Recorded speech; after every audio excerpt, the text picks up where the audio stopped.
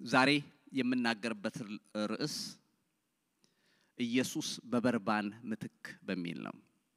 ኢየሱስ በበርባን ምትክ በሚል ነው የምናገረው።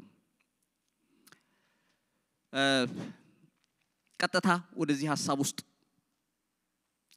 ከመግባቴ በፊት አንዳንድ ሐሳቦችን ለመናገር በዚህ ክፍል ላይ በዚያም በዓል የለመኑትን አንድ እስረኛ እንዲፈታላቸው ይላል እና ይሄ የሚነግረን ምንድነው? የፋሲካን በዓል ነው። ሌሎች ወንጌላት እንደሱ አድርገው ያስቀምጣሉ። በነገራችን ላይ የበርባን ታሪክ በአራቱም ወንጌላት ላይ ተጠቅሷል። በማቴዎስ 27:15 ላይ ታገኙታላችሁ። ማርቆስ 15 ከ6 ጀምሮ ታገኛላችሁ። ሉቃስ 23 ከ18 ጀምሮ አለ። ዮሐንስ 18:40 እነኚህ አራቱም ወንጌላት ላይ ስለዚህ ሰው የተጠቀሰ ቃል ነው። እና አንድ ልምድ አለው ጲላጦስ በዓል ሲሆን በተለይ ፋሲካ ያው በጣም የተለየ በአይሁዶች እንደምታውቁት በጣም የተለየ በዓል ስለሆነ አንድ እስረኛ ይፈታላቸው ነበር። ምንም አይነት ወንጀል ይኖረው ግን ህዝቡ ጋር ምርጫ አምጥቶ ማን ይፈታ ተብሎ እከለ ይፈታልን ካሉ ያንን ሰው ይፈታላቸዋል። ይሄ ልምድ አለ እንደ ልማዱ ነው የሚለው እና እዚህ ጋር ስናይ እንዳለ የፋሲካን ታሪክ እናያለን። በዚህም ቦታ ጌታም ራሱም ከደቀ መዛሙርቱ ጋር የፋሲካን በዓል ሊያደርግ ሲመኝ ታያላችሁ። ሉቃስ 22:15 ላይም ከዚህ ጋር የተያያዘ ሐሳብ እናያለን። እርሱም እንዲህ አላቸው፣ ከመከራዬ በፊት ከናንተ ጋር ይህን ፋሲካ ልበላ እጅግ እመኝ ነበር እላችኋለሁና በእግዚአብሔር መንግስት እስኪፈጸም ድረስ ወደፊት ከዚህ አልበላም አላቸው ይላል። እና የፋሲካን ዝግጅት እያረጉ ነው። አንስተነው እናውቃለን በተለያየ አጋጣሚ። ፋሲካ ጅምሩ እንግዲህ ዘጸአት 12 ነው እንዳትረሱ። ይሄ እንደ አንድ አማኝ ማወቅ ያለብን ነገር ነው። ፋሲካ ኢየሱስ የሞተ ጊዜ አይደለም የተጀመረው። የፋሲካ በዓል የነበረ ነው። ዘጸአት 12 ላይ እግዚአብሔር ለእስራኤል የሰጠው ነው። እሱንም ባነበው ጥሩ ነው። ዘጸአት ምዕራፍ 12 ከቁጥር 21 እንዲህ ይላል። ቁጥር 21 ላይ ሙሴም የእስራኤልን ሽማግሌዎች ጠርቶ አላቸው፣ በየቤታችሁ ጠቦት ምረጡ፣ ወስዳችሁ ለፋሲካ እረዱት። ከሂሶጵ ቅጠልም ጭብጥ ውሰዱ፣ በዕቃ ውስጥም ባለው ደም ንከሩት። በዕቃውም ውስጥ ካለው ደም ሁለቱን መቃኖችና ጉበኖች እርጩ። ከእናንተም አንድ ሰው ከቤቱ ደጅ እስኪነጋ ድረስ አይውጣ፣ እግዚአብሔር ግብፃውያንን ይመታ ዘንድ ያልፋልና። ደሙንም በጉበኑና በሁለቱ መቃኖች ላይ ባየ ጊዜ እግዚአብሔር በደጅ ያልፋል፣ አጥፊውም ይመታችሁ ዘንድ ወደ ቤታችሁ እንዲገባ አይተወውም ይላል። እዚህ ጋር የሚነግሩን መሰረታዊ ነገሮች አሉ። በነገራችን ላይ አንዳንድ ቃላትም በመጽሐፍ ቅዱስ ትምህርት ቤት በተለይ ቃል መተርጎም አለበት ወይም የቃሉን ሚኒንግ ፍቺ ማግኘት ያስፈልጋል። አንዳንዴ ለምሳሌ በሂሶጵ እርጨኝ እነጻማለሁ ይላል አይደል ዳዊት እዛ መዝሙር 50 ላይ።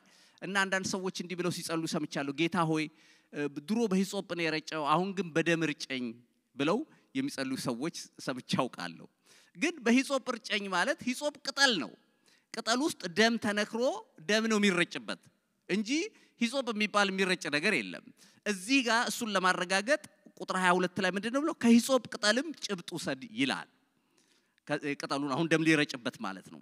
ከዛ በኋላ የቤቱን መቃንና ጉበን ቀባው አለው። በግረድ ይላል መጀመሪያ። እያንዳንዱ ዕብራዊ የእስራኤል ሽማግሌዎች ጠርቶ ነው ይሄን ሙሴ የሚነግራቸው።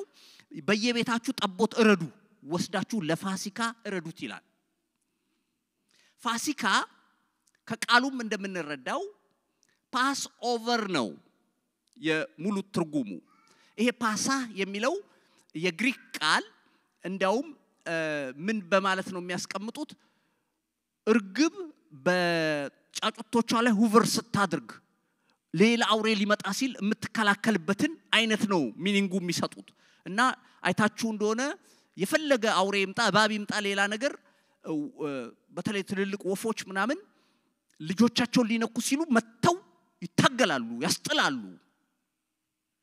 እና የሚያሳየው ምንድነው ፕሮቴክሽን ነው ጥበቃን ነው እንዲሁ ፓስ ኦቨር ማለት ደግሞ አልፈሂድ ነው እንደምታውቁት የቃሉ ትርጉም እለፍ ማለት ነው አትግባ ማለት ነው ተከልክለሃል ማለት ነው ይሄንን ያደረገው የፋሲካው በግ ነው ያ በብሉይ ኪዳን ነውር የሌለበት አንዲት ጠቦት ተይዞ ይታረድና ደሙን በቤታችሁ መቃንና ጉበን ቀቡት ዛሬ እግዚአብሔር ተነስቷል እስካሁን 10 ድንቅ ተአምራት ተደርጓል ፈርዖን አለቅም ብሏል ዛሬ ግን ይለቃችኋል አለ ይላል አሜን በሉ እስቲ ይሁን ከደሙ የሚያልፍ ነገር የለም ብዙ ተአምራት ተደርጓል እኮ የተለያየ ተአምራት የቀን ጨለማ ሆኗል ሻህኝ የሚያወጣ ቁስል ሆኗል ጓጉንቸር በመድሪቱ ላይ ሆኗል እኮ ቅማል በቅማል ሆነዋል እኮ ነገስታት ያ ሁሉ ሊያስለቅቃቸው አልቻለም ውሃ ወደ ደም ተቀይሯል ያ ሁሉ ሊያስለቅቅ አልቻለም አሁን ግን የመጣው ምልክት ሃሌሉያ የደም ምልክት ሲመጣ ግን ይለቃችኋል አለ ይላል ከዛ ወሰዱና ቀቡት አለ ወሰዱና የቤቱን መቃንና ጉበን ቀቡ አንድ ማስጠንቀቂያ ግን ይገርማችኋል የሚሰጣቸው በጣም ብዙ ጊዜ የማናስተውለው ቁጥር 23 ላይ ደሙንም በጉበኑና በሁለቱ መቃኖች ላይ ባየ ጊዜ እግዚአብሔር በደጅ ላይ ያልፋል አጥፊውም ይመታችሁ ዘንድ ወደ ቤታችሁ እንዲገባ አይተውምልና ለእናንተም ለልጆቻችሁም ለዘላለም ሥርዓት አድርጋችሁ ይህን ነገር ጠብቁ ይላል ከፍ ብሎ ቁጥር 22 ላይ ደግሞ ከእናንተም አንድ ሰው ከቤቱ ደጅ እስኪነጋ ድረስ አይውጣ ይላል ይሄም የሚሰጠን ነገር አለ በግ ታርዶለት ቤቱ ላይ መቃኑና ጉበኑ ላይ ደም ተረጭቶ ደጅ ከወጣ መልአኩ ሊመታው ይችላል ገባችሁ አይደል ከቤት እንዳትወጣ ታርዶል ለፋሚሊ ታርዶ ተቀብቶል ግን ቁጭ በል አየ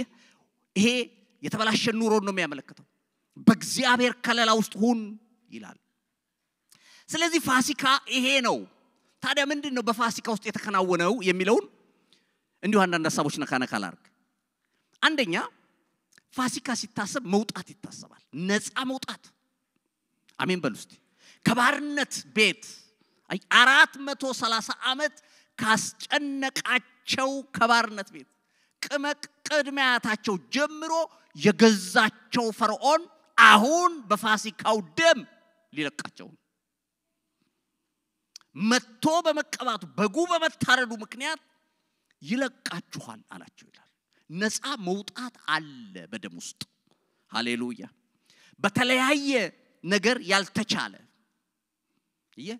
በብዙ ትግል ነፃ መውጣት ያልተቻለው በደሙ በታረደው በግ ግን ነፃ መውጣት ይቻላል ኢየሱስ የተባረከ ይሁን አወጣቸው ከዛ በሁለተኛ ደረጃ የምናየው ፕሮቴክሽን ነው ጥበቃ የሞት መልአክ ይመጣል አለ ግን ደሙን ሲያይ ያልፋል ነው የሚለው አሜን በሉ እስቲ ሃሌሉያ በቤትሽ ደም አለ የተቀባ ደም አለ በግንባራቸውና በቀኝ አውራጣታቸው ላይ ቀባው ይላል በመንፈሳዊ ዓለም መናፍስቶች የሚያዩት ደም አለ እንደፈለጉ ያላረጉ ለዚህ ነው የሞት መልአክ ያለፈ የሄደው እንጂ ጠላት ስለሌለን አይደለም በእኛ ላይ ክፉ የሚያስቡ ስለሌሉ አይደለም ነገር ግን የሰራዊት ጌታ እግዚአብሔር ቅጥር ሆኖልን ነው እግዚአብሔር ከለላ ሆኖልን ነው በቃ ደሙ ቅጥር ይሆናል እና ፋሲካ ሲታሰብ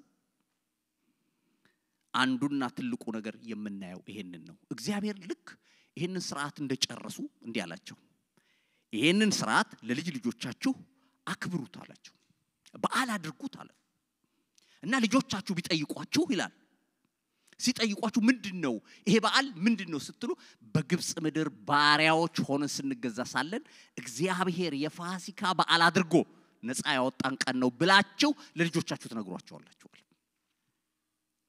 ኢየሱስ የተባረከ ይሁን እና ይሄ በዓል እንግዲህ እየተደረገ አመታት ብዙ መቶ አመታት ተቆጠረና ኢየሱስ ያለበት ዘመን ላይ ደረሰ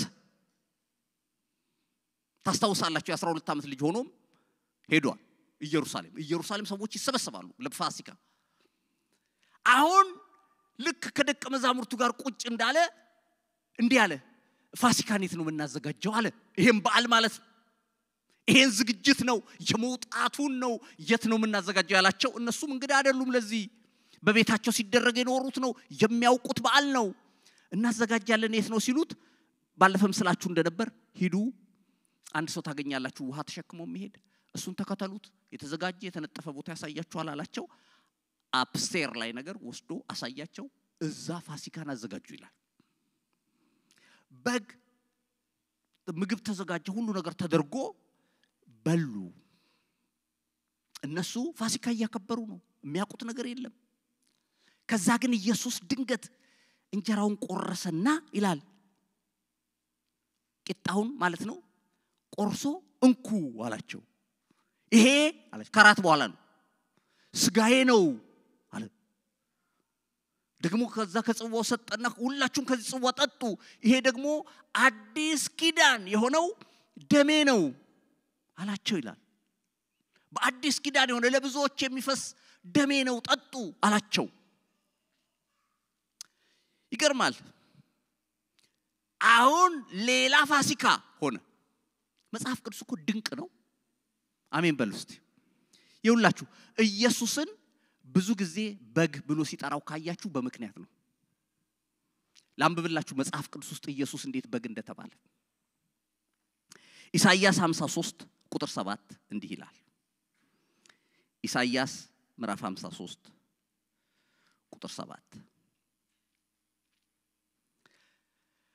ተጨነቀ ተሰቃየም አፉንም አልከፈተም ለመታረድ እንደሚነዳ ጠቦት በሸላቾችን ፊት ዝም እንደሚል በግ እንዲሁ አፉን አልከፈተም ምሳሌያዊ ንግግር ብቻ እንዳይመስል ሊነግረን የፈለገው ነገር አለ በግ ይያለ ኢየሱስን የሚነግረን አፉን ተጨነቀ ተሰቃየ አፉን አልከፈተም ለመታረድ እንደሚነዳ ጠቦት በሸላቾች ፊት ዝም እንደሚል በግ እንዲሁ አፉን አልከፈተም ይላል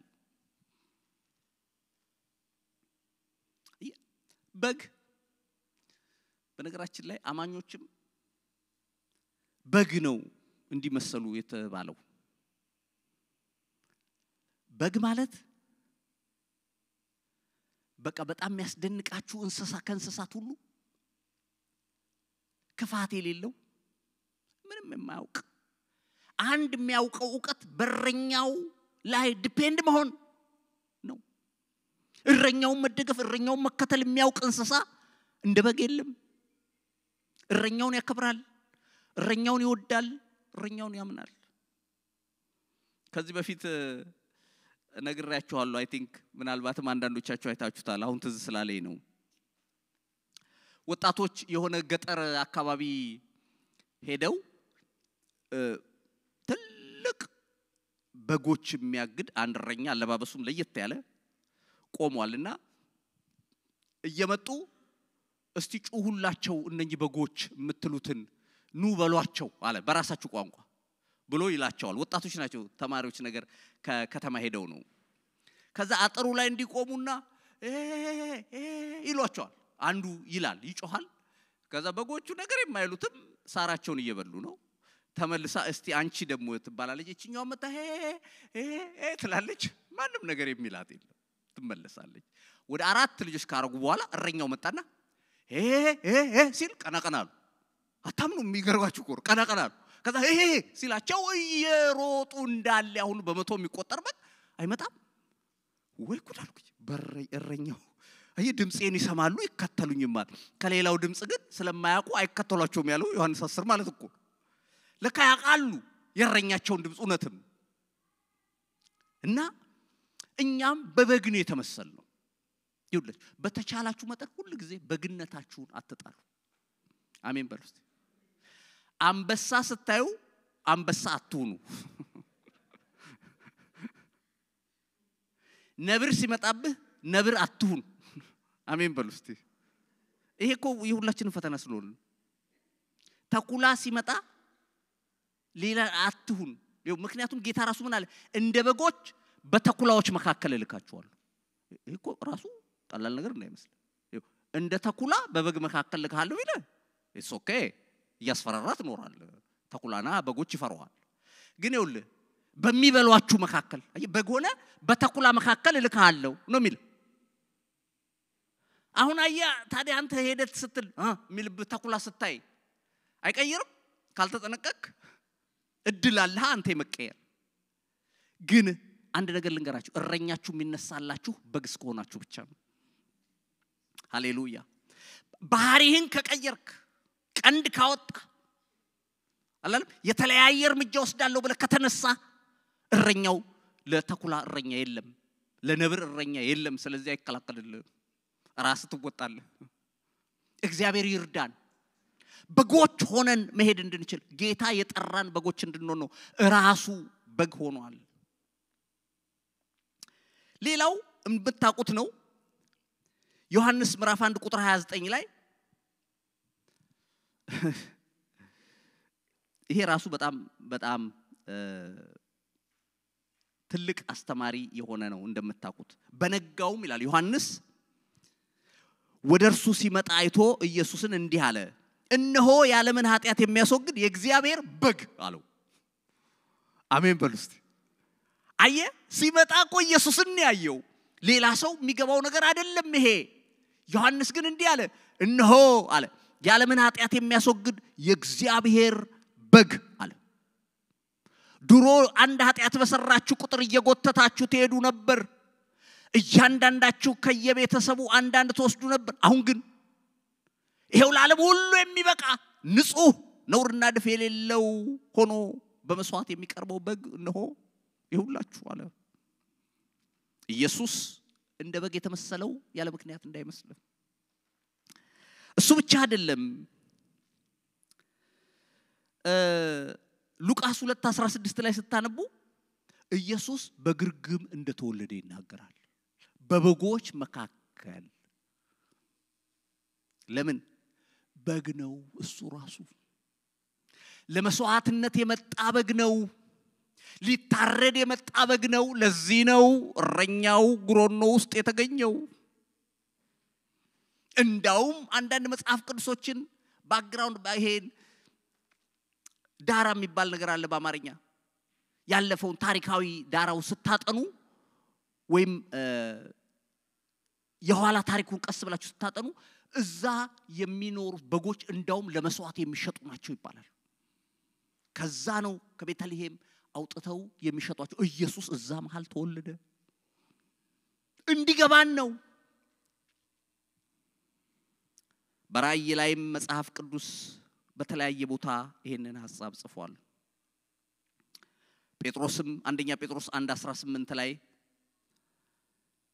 ይሄንኑ ቃል ይነግረናል አንደኛ ጴጥሮስ ምዕራፍ 1 ቁጥር 18 ከአባቶቻችሁ ኮረሳችሁት በከንቱ ኑራችሁ በሚያልፍ ነገር በብር ወይም በወርቅ ሳይሆን ነውርና እድፍ እንደሌለው እንደ በግ ደም በክቡር በክርስቶስ ኢየሱስ ደም ተዋጅታችኋል ይላል አሜን በሉስቲ ከአባቶቻችሁ ኮረሳችኋቸው ብርና ወርቅ አይደለም ነገር ግን ነውርም እድፍም እንደሌለው እንደ በግ ደም ሆኖ ክቡር በሆነው በናዝሬቱ በኢየሱስ ደም ተዋጅታችኋል ነው የሚለው ኢየሱስ የተባረከ ይሁን እንደ በግ ደም ሲልህ ዝም ብሎ አይደለም ቀደም እንዳልኩት ራእይ ምዕራፍ 5:12 ላይ እንደዚህ ይላል ዮሐንስ ራእይ ምዕራፍ 5 ቁጥር 12 በታላቅ ድምጽም የታረደውን በግ ኃይልና ባለጠግነት ጥበብ ብርታትም ክብርም ምስጋናም በረከትም ሊቀበል ይገባዋል የሚል ዝማሬ ሰማው ይላል የታረደው በግ ይላል ኃይልም ባለጠግነትም ጥበብም ብርታትም ክብርም ሊቀበል ይገባዋል ይላል ሃሌሉያ ኢየሱስ የተባረከ ይሁን ስለዚህ ወገኖቼ ጳውሎስ በመጨረሻ ደግሞ ይሄን ሁሉ የሚገላግለን ግልጽ የሆነ አንድ ቃል ይሰጠናል አንደኛ ቆሮንቶስ ምዕራፍ 5 ቁጥር 7 ላይ ፋሲካችን ክርስቶስ ታርዷል ይላል አሜን በሉስቲ መጨረሻ ላይ እነኚህ ሁሉ እንደበግ እያስመሰሉ ነገሩንና ጳውሎስ ግን አንደኛ ቆሮንቶስ ምዕራፍ 5 ቁጥር 7 ላይ ምን ብሎ ይደመድምልናል ፋሲካችን ክርስቶስ ታርዷል ይላል እንዳውም የሚገርማቸው ኢየሱስ በአይሁዶች የሚታረደው በጉ ከሰዓት 3 ሰዓት ላይ ነው በህጋቸው ኢየሱስ የታረደው የተሰቀለው ከሰዓት 3 ሰዓት ላይ ነው። አይገርማችሁ? ልክ በግ የሚታረድበት ሰዓት ላይ እሱ መስቀል ላይ እንደነበረ መጽሐፍት ሳነብ አግኝቻለሁ።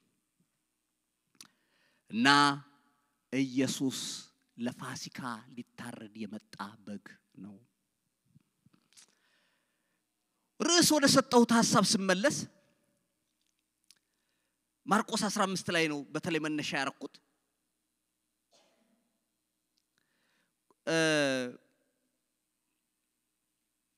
ከቁጥር 6 ጀምሮ በዚህ በዓል ላይ ጲላጦስ አንድ እስረኛ መፍታት አስለምዷል ለሕዝቡ ብለናል። ለየትኛው በዓል? ለፋሲካ በዓል አንድ እስረኛ ይፈታል። እና ወንጀለኞች በዛ አሉ፣ ምንም ጥያቄ የለውም። አንድ ትልቅ ሀገር ብዙ ወንጀለኞች አሉ። እዚህ ደግሞ ነፍሰ ገዳዮች፣ ክፉ አድራጊዎች የተሰበሰቡበት አለ። ለዛ ቀን የተዘጋጁ ፍርደኞች አሉ። ፍርደኞች ማለት ኦሬዲ ፍርድ ተሰጥቷቸው ያለቀ ማለት ነው። ለመገደል የሞት ፍርድ የተፈረደባቸው ሰዎች በዛ አሉ። አንድ ጋር ነው ወስደው የሚሰቅሏቸው። አሁን 3 ሰው ተዘጋጅቷል። ይሄን አስቡ። በነገራችን ላይ በርባን የሞት ፍርድ የተፈረደበት ነው። ቀስ ብላችሁ ስታጠኑ ያለቀለት ነው። እና ስለዚህ ሰው መጽሐፍ ቅዱስ ሲናገር በአመጽም ነፍስ ከገደሉትና ከአመፀኞች ጋር የታሰረ በርባን የተባለ ሰው ነበር ይለናል ማርቆስ። ዮሐንስ ግን 18:40 ላይ ዮሐንስ ወንጌል ማለት ነው ወንበዴ ነበር ይላል። ሉቃስ ደግሞ ነፍስ ገሏል ይላል። እና ይሄ ሰው ስታጠኑት አድገኛ ሽፍታ ነው፣ ኖታሪየስ የሆነ በቃ ህዝብ የጨረሰ አገር ይያዝልኝ ብሎ ያስያዘው ሰው ነው፣ የተያዘ ሰው ነው። ምንም የማይፈራ ኃይለኛ ነው። አሁን ጲላጦስ ወደ መስቀል ሰዎችን ሊወስድ ነው። ደግሞ አንድ እስረኛ ሊፈታ ነው። ይሄን እስረኛ ለመፍታት ግን ኢየሱስን በግራ ቢያይ በቀኝ ቢያይ እንኳን ለሞት ለእስር የሚያበቃ ነገር አላገኘበትም። ምንም የሰራው ወንጀል የለማ። በኋላ በጣም ስለጨነቀው እስቲ ቢያንስ አለ ይሄንን ሽፍታ በርባንን ላምጣውና ከሁለቱ ኮምፔር ሳረግላቸው ኢየሱስ የማለፍ እድሉ ከፍተኛ ነው አይደለም? ምንም ጥያቄ የለው። አገር ያቃጠለ ሽፍታን፣ ወንበዴ፣ ነፍሰ ገዳይ ሰዎች ሴቶች ልጆቻቸውን በዛ ከላኩ አንድ ነገር ያደርግብናል ብለው የሚፈሩለት፣ ወንዶች ይዘርፈናል ይገለናል ብለው የሚጨነቁለት ሽፍታ ሰው በዚህ በኩል አቆሙ። በዚህ በኩል ደግሞ አንድ ስለ እውነት የሚናገር የሰላም ሰባኪ፣ የፍቅር ሰባኪ፣ ህይወቱ ራሱ ፍቅር የሆነ ለራሱ ኑሮ የማይኖር ለሌሎች ሊኖር የመጣ ለሌሎች ሊሞት የመጣ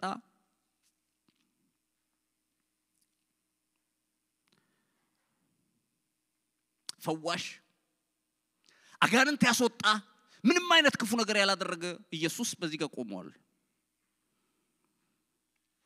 ከዛ ጲላጦስ ቆመና ማንን ልፍታላችሁ እንግዲህ አለ።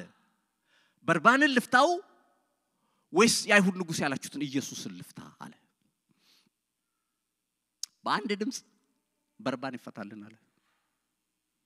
ካን ኢማጂን በርባንን ፍታልን ብለው ጮሁ ይላል። ከዛ ደግሞ በጣም የሚያስደነግጠው የካህናት አለቆች ይላል ቁጥር 11 ላይ በርባንን በርሱ ፈንታ ይፈታላቸው ዘንድ ህዝቡን አወኩ ይላል። ለህዝቡ እየነገሩ በርባንን በሉ እያሉ የካህናት አለቆች ለህዝቡን ስለሚሰሟቸው እንዳለ ህዝቡ በርባን ይፈታልን አሉ። ዓለም አንጀስቲስ መሆኗን፣ ዓለም ፍትህ አልባ መሆኗን ያሳየችበት ትልቁ ቦታ ነው በስጋ ሲታይ ማለት ነው። ከዛ ጨነቀውና ጲላጦስ አረ ምንድነው ነገሩ ያደረገው ክፋት ምንድነው አላቸው ይላል። ታዲያ ይሄንንስ ኢየሱስን ምን ላርገው ሲላቸው ስቀለው አሉ ይላል። የሚገርማችሁ የዛሬ ቀን ሆሳና በመባል ይታወቃል። ኔክስት ዊክ ነው እንደምታውቁት ኢየሱስ የሚሰቀለው። ዛሬ ግን በዛሬ ቀን ወደ ኢየሩሳሌም ኢየሱስ ሲመጣ ሆሳና እያሉ እየዘመሩ በሺዎች የሚቆጠሩ ሰዎች ዘንባባ ዝንጣፊ በስሩ እያደረጉ ልብሳቸውን እያወለቁ እሱ በአህያው ውርንጭላ ላይ ተቀምጦ ንጉስሽ በክብር ይመጣል ተብሎ እየተዘመረለት ገብቷል። አንድ ሳምንት ሳይጠብቁ ስቀለው ያሉት ያው ህዝብ ነው። እንዴት አስደንጋጭ ነው! ስቀለው አሉ። አረ ምን አረገ? ምንድነው ጥፋቱ አላቸው። ሚስቱ ደግሞ በዚህ ሰዓት ደብዳቤ ላከች። የጲላጦስ ሚስት ምንድነው ብሎ ከፍቶ ሲያነበው በዚህ ሰው የሌሊቱን ሙሉ መከራዬን ሳይን ያደርኩት ንጹህ ሰው ነው እንዳትፈርድበት ብላ ላከች። ጲላጦስ ተጨነቀ። እሱም መፍረድ አልፈለገም፣ ግን ህዝቡን ማስደሰት ፈለገ። ከዛም ለፈቃዳቸው አሳልፎ ሰጠው ይላል። ገረፉት። እኔ ከሁሉም በጣም የሚያመኝ ብዙ ጊዜ ስለ ፍርድ ስታስቡ አንድ ፍርድ ነው የሚደረግ። ግርፊያ የሚባል ፍርድ አለ ራሱ ይቻላል። በቃ ያውም ግርፊያው ቀላል አይደለም እንደምታውቁት መጽሐፍ ቅዱስ ስታጠኑ። የሮማውያን ጅራፍ ዝም ብሎ አለንጋ እንዳይመስል ብረትና አጥንት የተቆጣጠረበት 5 ብራንች ያለው ጅራፍ ነው። ስጋ ይዞ የሚነሳ በዛ ነው ወገቡን የተለተሉት። 40 ተገረፈ ማለት በቃ ከዛ በኋላ በራሱ ሊነሳም አይችልም። ያውም ኢየሱስ እንደምታውቁት በስጋው የደላው አልነበረም። እንዳው ጥሩ በልቶ ጥሩ ጠጥቶ ጥሩ ተዝናንቶ ይኖር አይደለም። ዘመኑን በጾም ጸሎት ያሳለፈ ነው። ሌሊቱን ሲጸልይ የሚያድር ነው። እረፍት እንኳን እንደሚገባ ያለው አይደለም። ወገቡን ተለተሉት።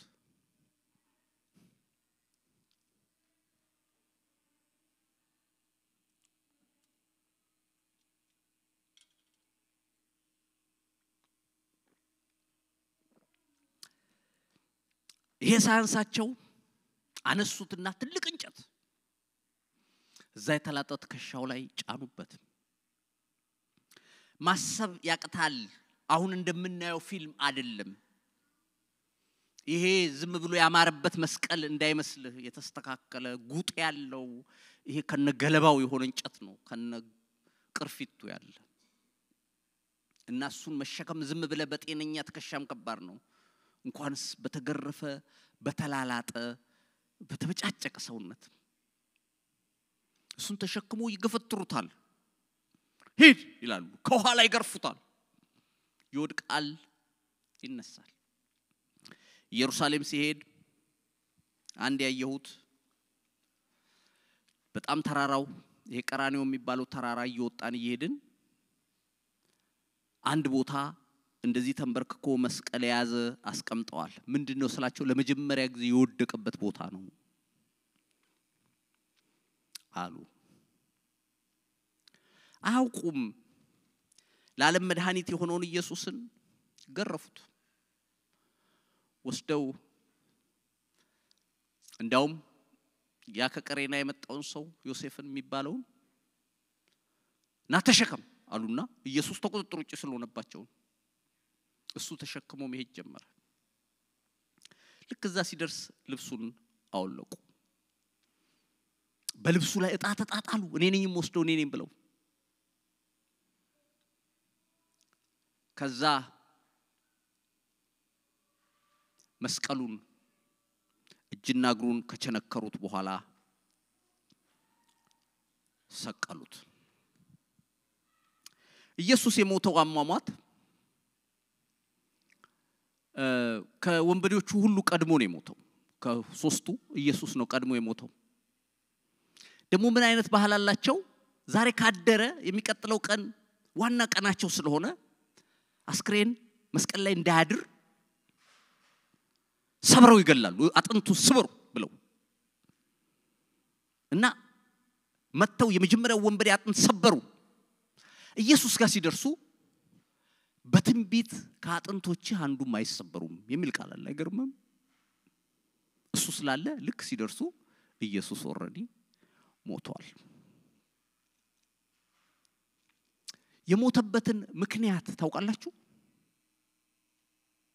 በሳይንስ ማለት ነው በሕክምናው ሳይንስ የሞተው ደሙ አልቆ ነው በእጁ ደም ፈሷል ያደረጉለት ሾህ አክሊል ታስታውሳላችሁ ለምን እንዳደረጉለት ታውቃላችሁ የሾህ አክሊል ያደረጉለት ልክ እዚህ ቀደም የተገረፈበት ቦታ ነው ከገረፉት በኋላ ቀይ ልብስ አመጡና አለበሱ ንጉስ ነኝ ብለሃል አይደለም ከሱ አንዱ ንጉሱ አለበሱትና አክሊል ደግሞ ይደረግልህ ብለው የሾህ አክሊል አደረጉለት ከዛ በመቃሱን ጭንቅላቱ ላይ መቱት ይላል በእግሮቹ ደም ይጀቀጀቃል በእጆቹ ደም ይፈሳል ጎኑን መተው በጦር ወጉት ደምና ውሃ ፈሰሰ ይላል መጨረሻ ላይ painful shameful የሆነ ሞት ነው ይባላል መስቀል ወስደው ገደሉት ይሄ ነው ለኔና ላንቺ ለኔና ላንተ የተደረገው እንደ በግ ተነድቶ ተሰቃየ አፉን አልከፈተም ይላል በበርባን ቦታ በርባን ኢየሱስ ሲገረፍ እዛ ጋር ነበር ይላል አንድ ጽሑፍ ሳነብ በርባን ያየ ኢየሱስ ይገርፋል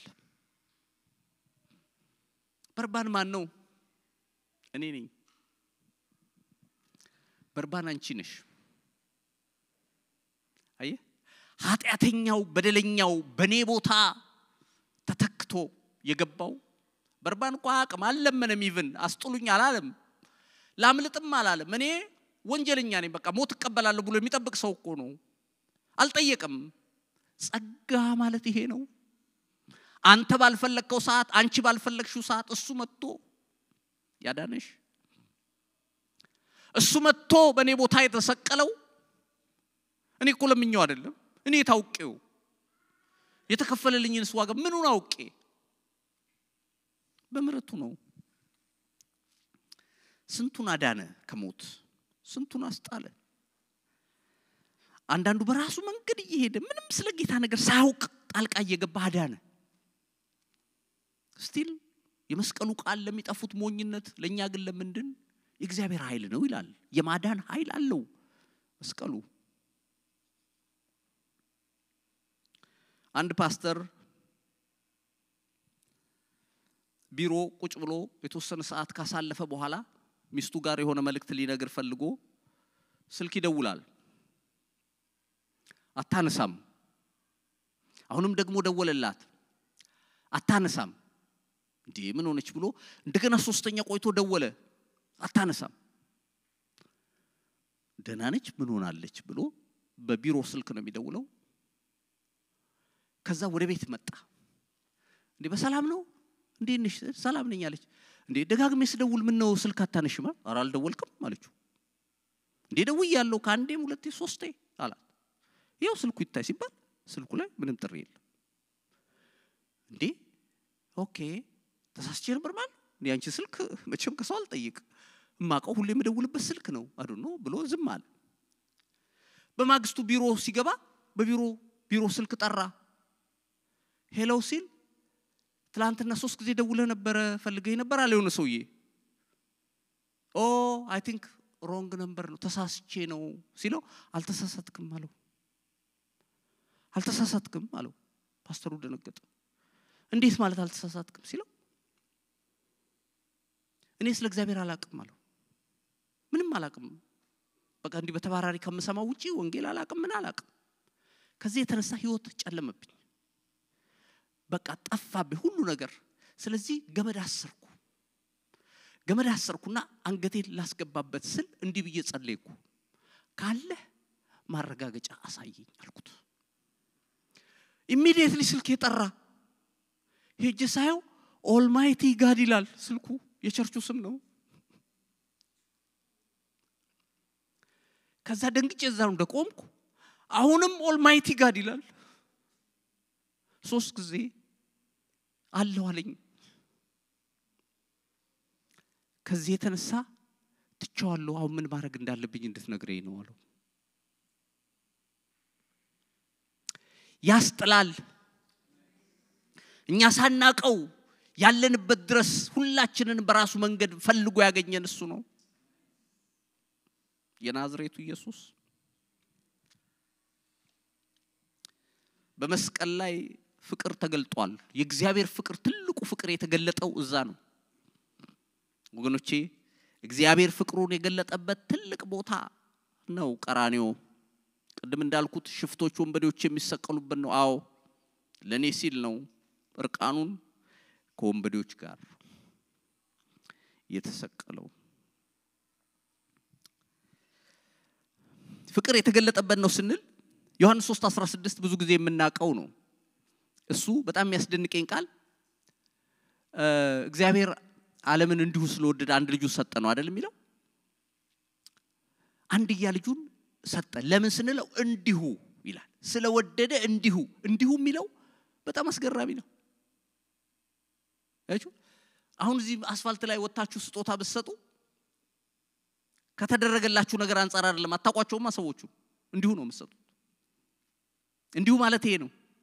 ለአንዳችሁ ግን እዚህ አሁን ላላችሁ በሰጣችሁ ወዳጆቼ ስለሆናችሁ ቀረቤታ ስላለ ምናምን ሊባል ይችላል። ኢየሱስ እንዲሁ ነው የወደደን። እግዚአብሔር እንዲሁ ነው የወደደን። ፍቅሩን የገለጠበት ነው። በተለይ ሮሜ 5:8 ላይ ይሄንን በደንብ አድርጎ ይነግረናል። ሮሜ ምዕራፍ 5 ቁጥር 8 ከቁጥር 6 ጀምሮ ላነበው።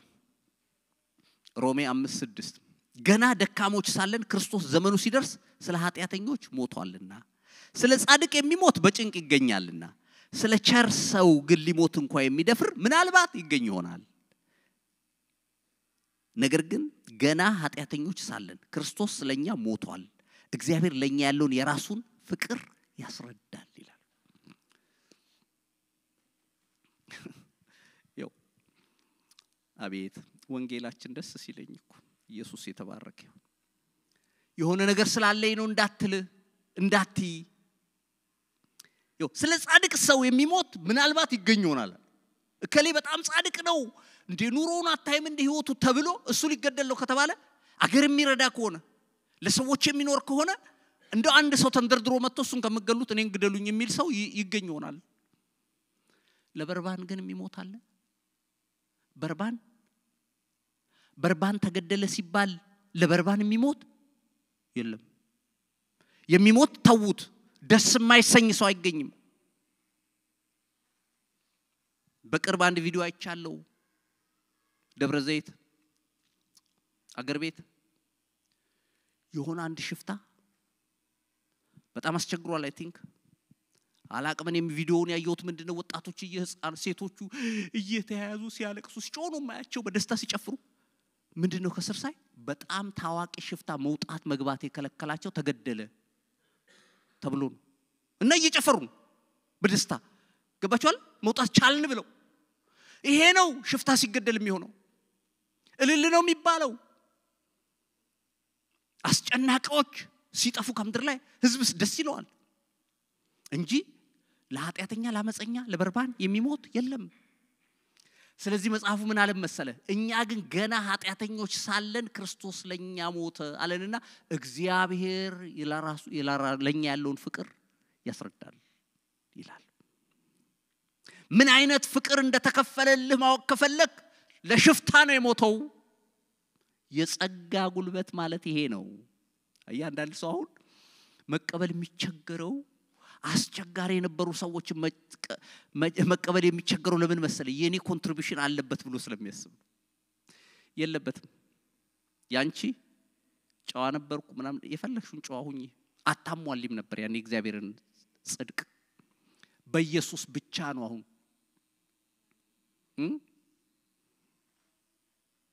አንዳንድ ቢሊየን ዶላር ቢሰጥህና 10 ብር ቢኖር ጨመርኩበት ትላል እንደማለት ያክል ነው። እኔ እኮ ሀብታም የሆንኩት እኔም ጨምሬበት ነው በቢሊየኑ ላይ 10 ብር ጨምሬ ይባላል ታልክ ያው ይሄ ማለት ነው አሁን የምንለው። የኔ የትም ቢጨመር ቢሆን የትም ፈቅ አይልም፣ ሩቅ ነው። የእግዚአብሔር ስታንዳርድ ከፍ ያለ ነው። እሱ ጋር መድረስ አይቻልም። አንዳንድ ሰዎች አሁን እንደዚህ ሲባል የሆነ የተራከሰ ይመስላችኋል፣ ግን የከፈለው ዋጋ እሱ ነው። እኛ ምን እናደርጋለን? እዛ መስቀል ላይ ያለው አንዱ ወንበዴዎቹ በግራና በቀኝ በዛ ሁኔታ ውስጥ ከጌታ ጋር ያወራሉ እና ያኛው አንተ ጌታ ኮንክ ለምን ራስንም እኛንም አታድነንም አይነት ይላል በድፍረት ይናገራል ከዛ ያኛው በዛ በኩል የተሰቀለው ይታያችሁ እንዲህ ብሎ ነው የሚያው እንዴ አለው ያቋል አብረው ሲዘርፉ አብረው ሲገሉ የኖሩት ነው ከዛኛው ጋር እኔ እናንተ ፍርዳችንን ያገኘነው የሚገባንን ነው አለው በቃ አድርገናል የገደልነውን ገለናል የዘረፍነው የዘራነው ነው ያጨርና ያለነው ግን ይሄን ሰው ምን ይሁን ብለህ ነው አሁን የምትናገረው አለው አሁን እሱ ልትናገር አይገባም አለና ያን ከገሰጸ በኋላ ሽፍታም ቢሆን ጥበበኛ ነው ዞር ብሎ ወደ ጌታ ሆይ አለው በመንግስት በመጣህ ጊዜ አስበኛለሁ ይላል ምን ማለት ነው ታውቃላችሁ you are king ነው ያለው ንጉስ ነህ ነው የሚለው አይገርም ሽፍታው የኢየሱስን ንጉስነት አውቋል በመንግስትህ የሚባለው ታዲያ ተራሰው ነው እንዴ ንጉሱን እኮ ነው እንደዛ የሚባለው በመንግስት በመጣ ጊዜ አስበኝ አለው ሲለው ኢየሱስ ዞራልና እውነት እልሃለሁ አንተ እንደምታስበው ያ የንጥቀት ጊዜ ወይም የዳግም ምጽአት ጊዜ ድረስ አትቆይም እውነት እልሃለሁ ዛሬ በገነት ከኔ ጋር ትሆናለህ አለው አሁን ሌላ ሰው ሄዶ ኢንተርቪው ቢደረግ ያ ሰው የመንግስተ ሰማያት ገባ ቢባል ትቀበላለህ ገባ ሰፈርተኛውን ሄዳችሁ እከሌ መንግስተ ሰማያት ነው የገባው ወይስ ሲኦል ብላችሁ ብትጠይቁ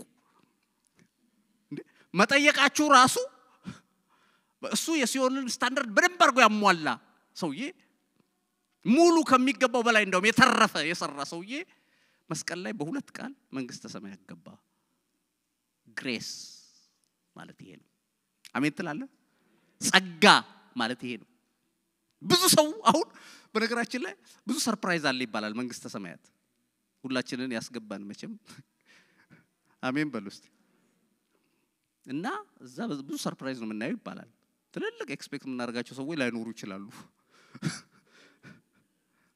እና ደግሞ ምንም ኤክስፔክት የማናደርጋቸው ሰዎች ደግሞ እዛ ሊገኙ ይችላሉ ይባላል የጸጋ ነው ሃሌሉያ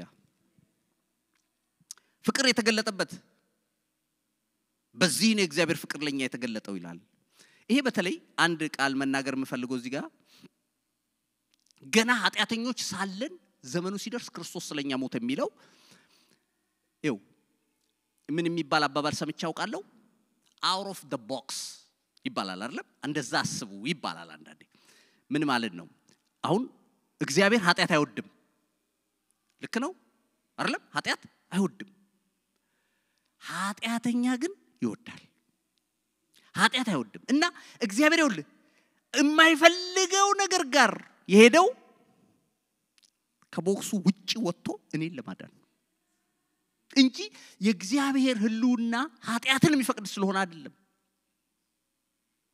ግን እዛ ድረስ መጥቶ ለኃጢያት ዋጋ ከፍሎ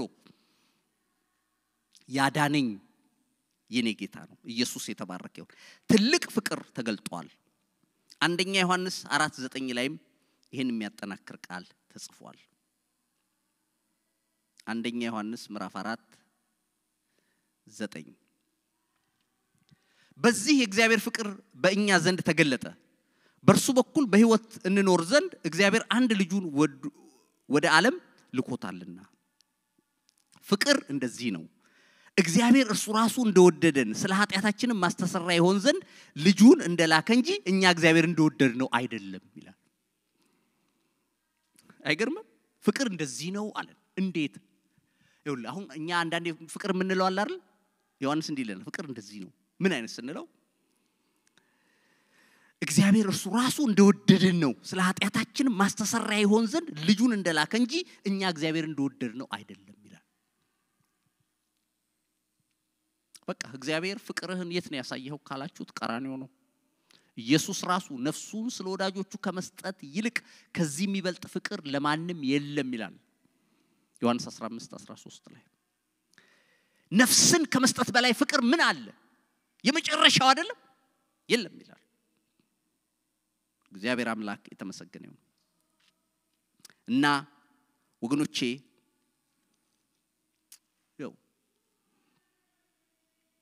አንድ ነገር ወቁ ሰይጣን እንዳያሳስታችሁ ዲሲቭ እንዳያረጋችሁ ጌታን የተቀበላችሁ አሜን በሉ እስቲ ከኔ ጥሩ ስራ የተነሳ አይደለም የተቀበለኝ እኔ አመፀኛ ሆኜ ነው የተቀበለኝ ከዛ በኋላ ግን ኑሮዬን ሊቀይር የገባውበት መንግስት ግን ሌላ ሰው ላይ ያረጋኝ ሆነ እንጂ እኔ እንደወደድኩት አይደለም ጅምሩ ላይ እሱ ነው የወደደኝ ሃሌሉያ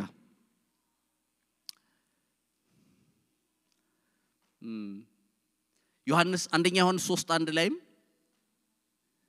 እንደዚህ ይላል የእግዚአብሔር ቃል አንደኛ ዮሐንስ ምዕራፍ 3:1 የእግዚአብሔር ልጆች ተብለን ልንጠራ አብ እንዴት ያለው ፍቅር እንደሰጠን እዩ እንዲሁም ነን ስለዚህ ምክንያት ዓለምን እርሱን ስላላወቀው እኛን አያውቀንም ይላል የእግዚአብሔር ልጆች ተብለን ልንጠራ አብ እንዴት ያለው ፍቅር እንደሰጠን እዩ እንዲሁ ነን ይላል ይውላችሁ እስቲ ከጎናችሁ ያለውን ሰው ነካርጉትና ራስህን ተቀበል በሉት በሉስቲ ብዙ ጊዜ ያዋለላ መቼም ያው ግን አንዳንዴ ጥሩ አሜን ራሳችንን እንዳንቀበል ሰይጣን ሊያረግ ይፈልጋል ይውል በጣም ልዩ ነገር ስለሆንክ አይደለም ጌታን የተቀበለ በቃ አንተም ተቀበል እና እግዚአብሔርን በመፍራት ኑር ይሄ ነው የክርስቲያናው ጉዞ እንጂ በቃ ራስን እየደቆስክ ይሆነ እኔ ብሎ ሰው አትበል በምህረት የከለለ እሱ ነው ያዳነ እሱ ነው ይሄን ስል ታውቃላችሁ በኃጢአት ላይ ያለንን አቋም ሁላችንም እናቀው ነው የተጠራንለት ዓላማ በጽድቅ እንድንኖር ነው አንድ በቅርብ ያነበብኩትን ጽሑፍ ልንገራችሁና ጨርሳለሁ አንድ ቁራ ዛፍ ላይ ቁጭ ብሎ ያለቅሳል አሉ እና ከስር ይሄ አንድ መኖክሴ ቁጭ ብሎ ይያለ እንባው ጠብ ሲል የቁራው እዚህ ፊቱ ላይ ጠብ አለበት ከዛ ፊቱን ጠረገና ቀና ብሎ ሲያይ ቁራው እዛ ቁጭ ብሏል እና ያለቀሰ ነው እንዴ ምን ሆነ ነው የምታለቅሰው ሲለው አይ ቶይም ባክኔ ማንንም አይቀበለኝ እንደምታየው መልኬም ጥሩ አይደለም እስቀይማል እና በቃ ሀዘንተኛ ነኝ ሲለው ደስተኛ አይደለም አለው እኔ ጋር ደስታ ምን ይሰራል እንዱ በቃ ባልኖር በጠፋው በሞትኩ ይያልኩኝ እየተመኘው ነው ሲለው መኖክሴው ምን አለው እስቲ ደስታ የት ነው ያለው ብለ ታስባለህ ዳክዬ ጋር ቢከደ ይኖራል ሲለው እንዴ እሷማ ነጭ በጣም ነው የምታምረው እሷ ጋር ይኖራል አለው በልሂድና እንግዳውስ ጠይቃት ይለዋል እየበረረ መጣና ዳክዬው አየዋኘች ሰላም አላት እንዴት ነሽ ደስተኛ ነሽ አይደል አላት በምን አለችው ይሄው እንደዚህ ነጭ ሆነ ሲላት ወኔ ካንተ ምን ተለየው አንተ ሙሉ ጥቁር እኔ ሙሉ ነጭ አንዴ ያማረ ከለር የለን አንድ አይነን ሁለታችንም ምኑ እኔ ጋር ደስታ ምን ይሰራል ሂድና ባይሆን እነ ፓሮትን ጠይቃቸው እንጂ እነ በቀቀን እነሱ ናቸው የሚያምር ከለር ያላቸው እነሱን ሄደ ብትጠይቅ ነው የሚሻለው አለችው ኦኬ ያለና ወደ ፓሮት መጣ ሰላም እንዴት ነሽ አላት ጫካ ውስጥ አግኝቷት አለውልሽ አንቺ ቆንጆ ነሽ እኮ እንዴት እንደምታምሪ ደስተኛ ነሽ አይደል ሲል አረ ደስታ አለችው እንዴ ሲል ካሁን አጠመዱኝ ወስደው በኬጅ ውስጥ ጨመሩኝ ይያልኩ ለራሴ ነፍሴ እየወጣች እየገባች ነው ምኖረው አለኝ እንዴት በቃ ይዙኝና ወጥመድ ውስጥ ነው የሚጨምሩኝ ሰው እንዲያየኝ ብለው በሽቦ ውስጥ አጥረው ያስቀምጡኛል እነሱ እንዳይዙኝ ለራሴ በስጋት ነው ምን ደስታ ነኝ ጋር ምን ያረጋል ባይሆን ሄደህ ፒኮክን ጠይቃት እንዴት እንደምታምር አላየህም እንዴ እሷ ዙሪያዋን በህብረ ቀለም ያሸበረቀች እሷ ጋር ሄዳለች በቃ እሷ ጋር ሲሄድ ዙ ውስጥ ነው ህዝብ ተሰብስቧል ቆይ አንዴ ህዝቡ ቀለል ይበላል ህዝቡ ቀለል ሲል ጠጋላትና እንዴት ነሽ ፒኮክ አላት ሰላም ነኝ አንቺ ደስተኛ ነሽ አይደል አላት እንዴት አለች በቃ እንዲህ አይነት ውበት ይሄ ሁሉ ህዝብ ሁሉ ተሰብስቦ የሚያይሽ አንቺ ነሽ እንጂ ደስተኛ ሳይ እኔን ተወኝ እስቲ ምኑን ደስተኛ ሆንኩት ይሄው ያለ ፍላጎቴ እዚህ አምጥተው አስረው ሰው ጧትና ማታ ያኛል ሲፈልጉ እየመጡ ሁሉ ይነቅሉልኛል ክንፌን እንዴት እንደሚያም አያውቁም እነሱ እና ታዲያ ማን ነው ደስተኛ ብለሽ ታስበያለሽ ሲላ ቁርአንዋ አለችው ምክንያቱም ማንንም አይፈልገው ማንንም ላጥምድህ አይለው በነፃነት እንደፈለገ ወጥቶ የሚገባ ከዛ ወደ ሞንኩ እየሮጠ ሄዶ ጌታዬ መሞቴን ትቼዋለሁ ለካ እኔ ነኝ ዋናው ደስተኛ ብሏል አሉ እና አንዳንዴ ያለህን ነገር ኢንጆይ ማድረግ ያስፈልጋል ራስን መቀበል ያስፈልጋል አሜን በሉ እስቲ እያንዳንዱ የምንላቸው ሰዎችና ቦታዎች ጋር የራሱ የሆነ ስትራግል የራሱ የሆነ ችግር አለ አንተ ያለህን የተሰጠህን ኢንጆይ አርግ መስተዋት ላይ ቆመሽ ደስ ይበልሽ ሃሌሉያ እንዲያርግ ይሰራኝ ወይ ማንንም የተሰራ ፋብሪካ ገብቶ የተሰራል ጌታ እንደሰራሽ ነው በቃ ማመስገን ያለብሽ አይደለም እንዴ በቃ አሁን እንደኔ አይነት ሰው ወይ እንዳንቺ አይነት በቃ ሌላ እኮ በምድር ላይ የለም ሄደ በመስተዋት አይተ አይ ጌታ ምን አይነት ሰው አርገን ይሰራ አይበል እንዴ እኛ እኮ አንዳንዴ በራሳችን አስቀምጠን ነጭነት ጥቁር ነው ጸጉሩ እንትን መሆን አለ በመናም ብለን ጭንቀት ውስጥ ምንገባው የተሰራው በቃ ሰሪው ጥሩ ነው ብሎ ከሰራው ጥሩ ነው አሜን ይባላል ወይ እስቲ ክብር ታመጡለታላችሁ ለዚህ ጌታ እንጸልያለን